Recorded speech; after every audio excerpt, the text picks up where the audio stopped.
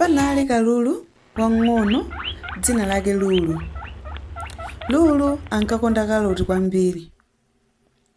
Tsiku lililonse Lulu ankasonkhanitsa kaloti wambiri nkumakayika mdzenje pafupi ndi nyumba yake. Koma Lulu sankagawana ndi anzake kaloti.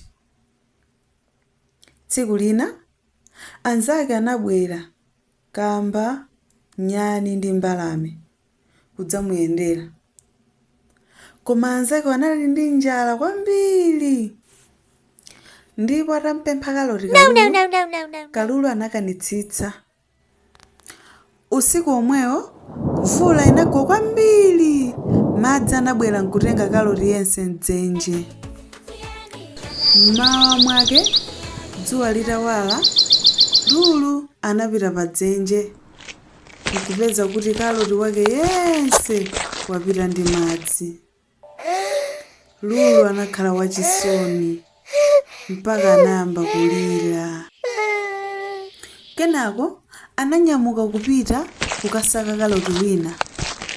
Ali munjira anakumana ndi nyani yemwe anamugayira nthochi.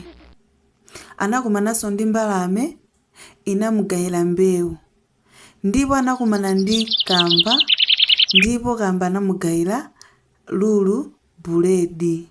Lulu anadya nkukhuta ndipo anatengana ndi kamba kukasaka kaloti wina. Kuyambira tsiku limenelo Lulu ankagawana kaloti wake ndi anzake. Children, remember, sharing is good.